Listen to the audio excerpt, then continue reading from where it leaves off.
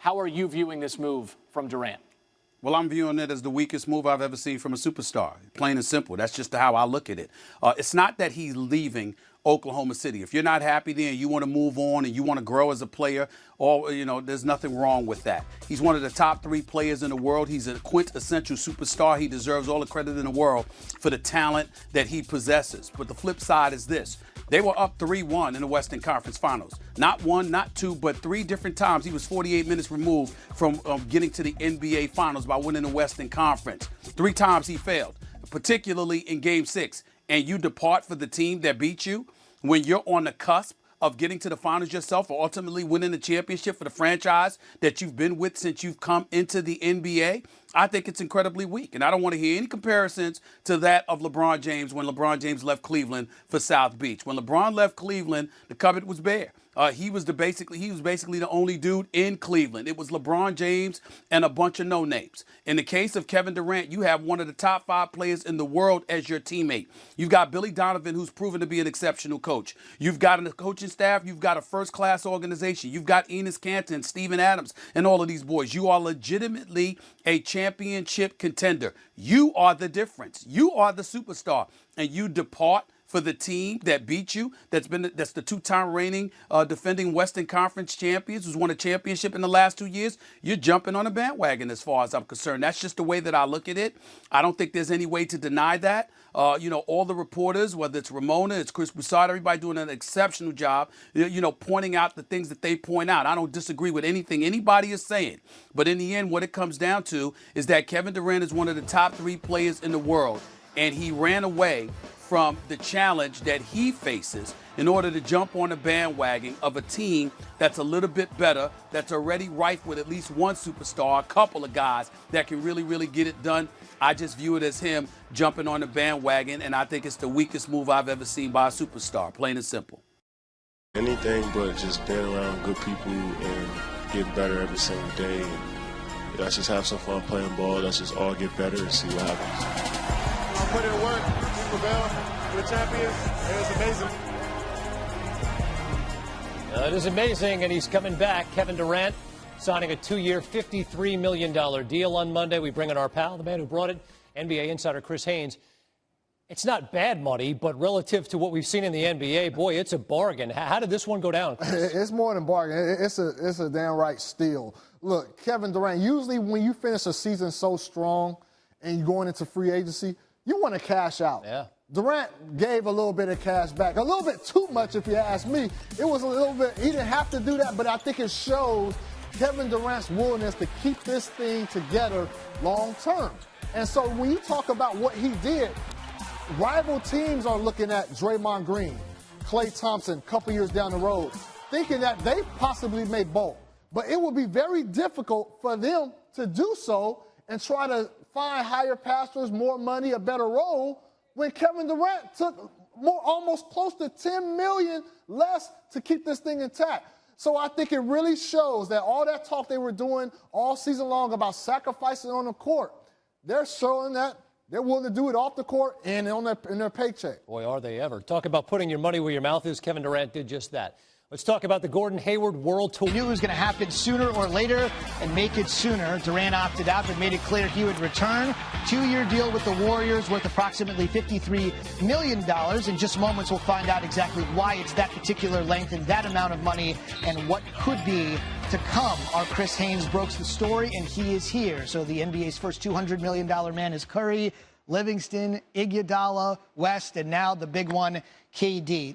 Tell me why it's 2 years and the money. What's this all about? Well, look, the money is all about Kevin Durant. Look, that is a selfless act. A guy who's coming off of winning the finals, MVP, coming back and taking about $9 million less than what his max is. He's doing that to be able to have the Warriors go out there and have enough room to be able to bring somebody else in, be a free agency. And I was also told that part of that 2-year deal, the second year, is a player option in which he would likely, as of right now, decline that player option, do it again, and then the following year, he will qualify for the super max. Now, what that means right now for the Warriors, look, you got a guy that's willing to make sure this core sticks together.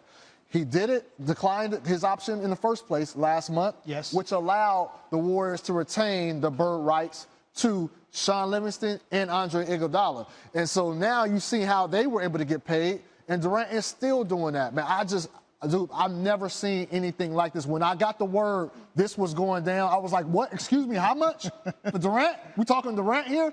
And I'm surprised. I think like everybody else is. So we'll call it the Durant discount for now, if you could call $53 million a discount. But after you saw him in the NBA Finals, I think we know exactly what Chris is talking about. So let's think about this macro.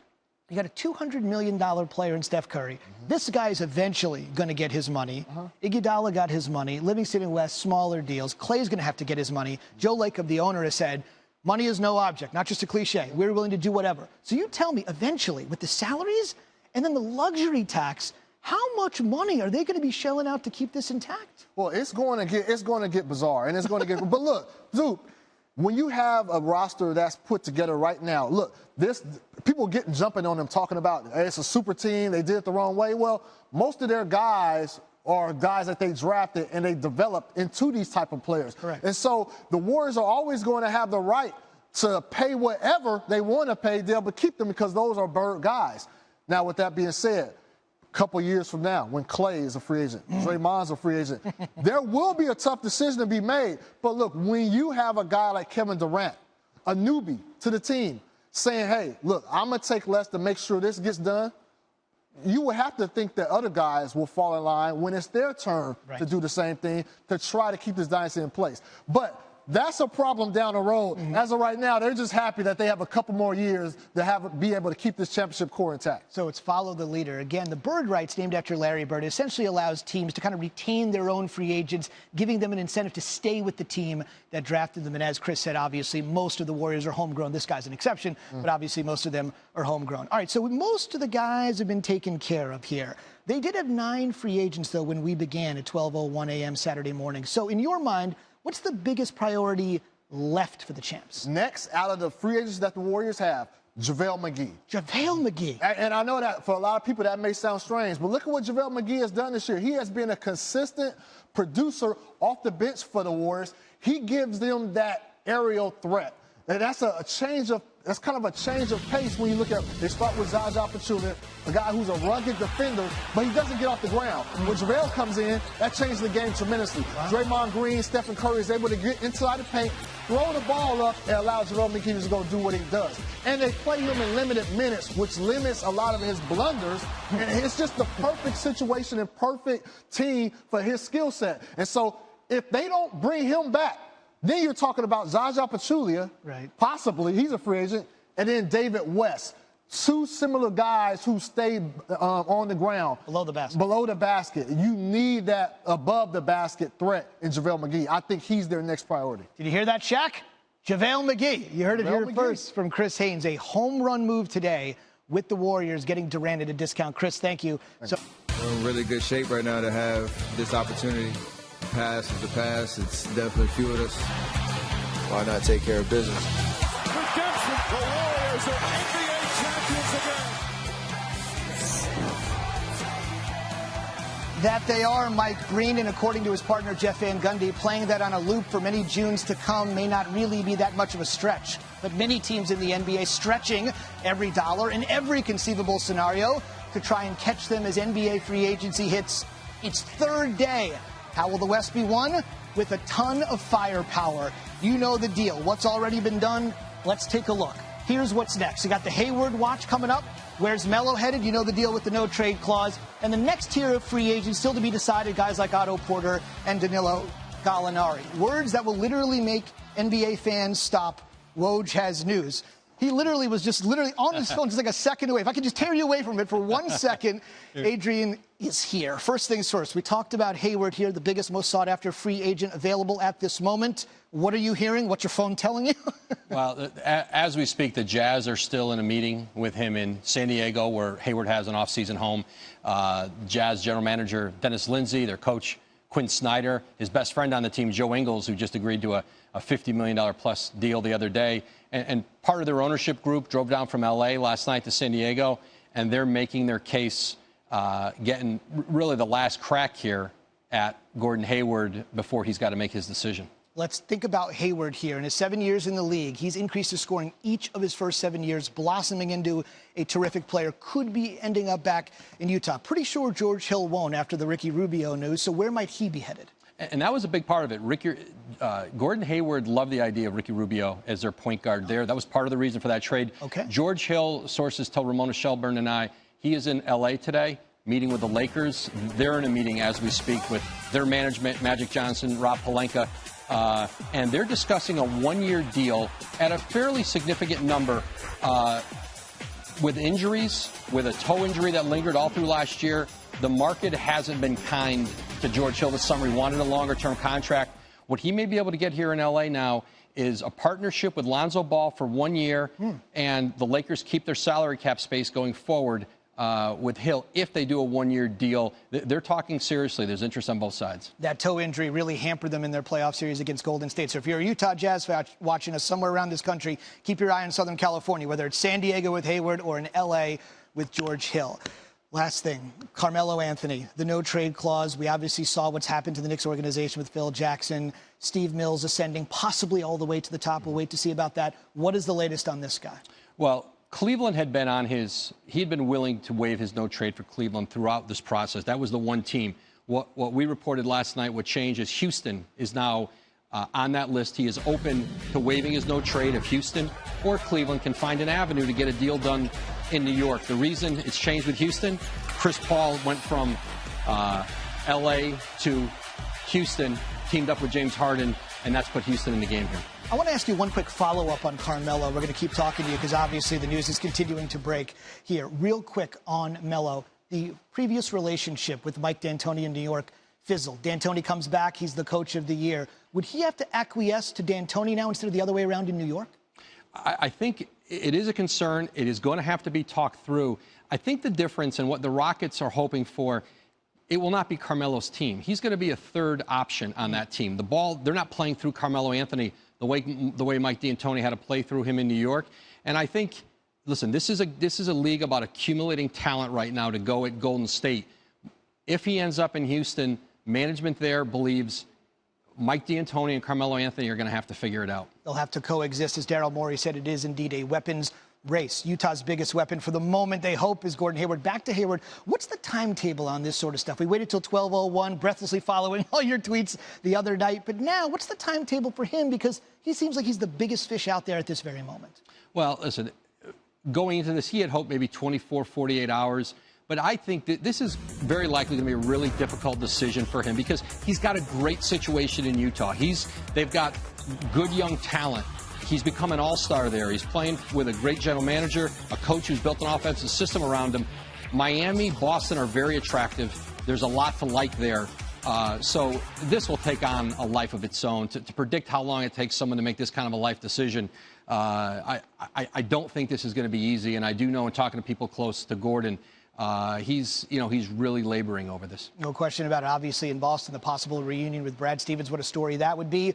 Or what a better story, maybe a small market franchise like Utah being able to keep somebody of his talent. But let you get back to the phone because I know you've been eyeing it. It's nothing personal against me. I get it. Adrian, thanks a lot. We'll have you back as soon as anything breaks. I have a feeling that might be pretty soon. Adrian, thank you very much. Still to come, deals for Curry, Livingston, Iguodala done. Durant soon, making the Warriors' biggest remaining priority what?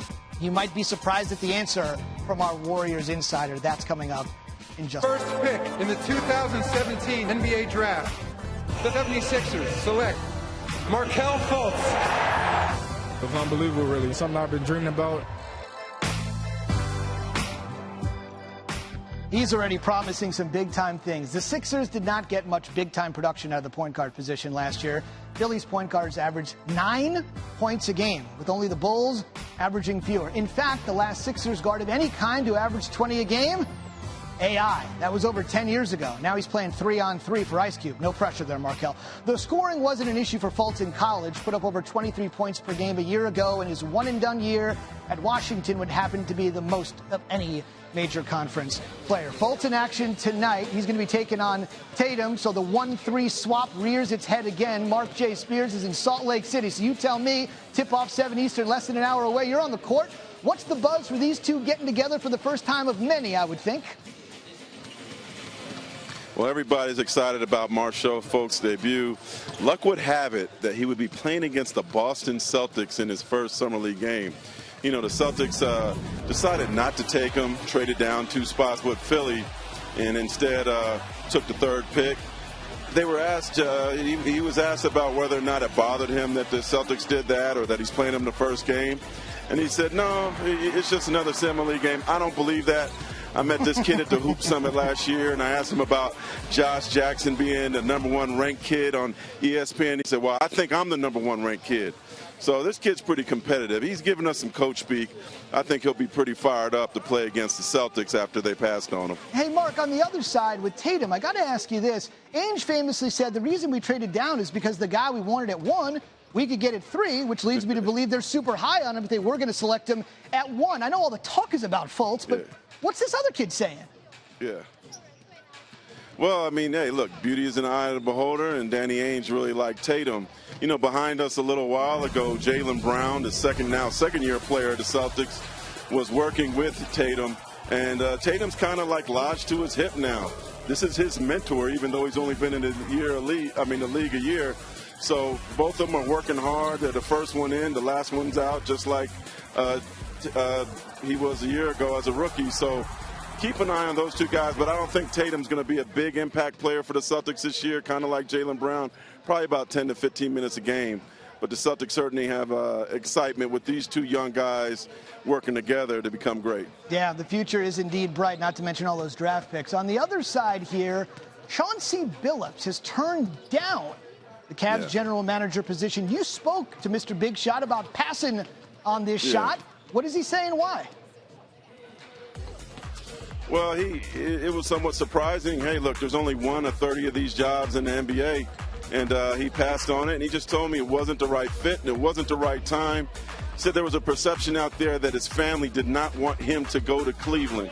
He said that was completely false, that they had his back into the entire thing if he wanted to come to Cleveland. I also asked him, I said, hey, did you consult with LeBron James? He said, no. I said, well, is LeBron's situation in Cleveland, the fact that he could be a free agent in 2018, a factor as well? And he said, no, it wasn't. He did consult with Tyronn Lue, the coach, longtime friend. But all in all, Chauncey passes, and Cleveland's still looking for a general manager. I mean, actually a president. No question about it. As weird as it sounds, the team that's been to 3 straight NBA Finals and has the best player on planet Earth needs somebody to head the operation. Unbelievable. It's not going to be Chauncey. Who will it be? You should take the job, man. It pays well. That's true. That's true. Let me see if I can get out of my contract here in the next hour. You got a good job, minutes. though. You're good. That's true. And you're going to be watching some good players today at the Summer League. Mark, thank you very much. Tatum and Fultz, and I'll keep an eye on that Cavs job. Dan Gilbert, if you're watching, call me. Summer League. Thunder, Knicks. Speaking of teams that need some leadership, the Cavs need some. The Knicks need a GM, too. We talked about that with Woj early and Markel Brown putting the Thunder up early. And you know what the Summer League's about? It's about making a name for yourself, maybe trying to get yourself on a training camp roster. And Brown did his part, 20 points, 2 steals. Damian Dotson from downtown. Steve Mills, who might be the team president, is at the Summer League. A lot of decisions to make with the Knicks. Josh Hustis will finish 99-87, although the score tends to be immaterial at the NBA Summer League. It's about making a name for yourself. How about the Magic and the Mavs? Love this kid, Jonathan Isaac. Played his college basketball one-and-done year at Florida State, so from North Florida, shifting on down to Central Florida. He's been great. He struggled shooting in his first game over the weekend, but nobody's stopping that in the paint. His rebounding and block shots were there in his first game. Puts a little more weight on that body. He's going to be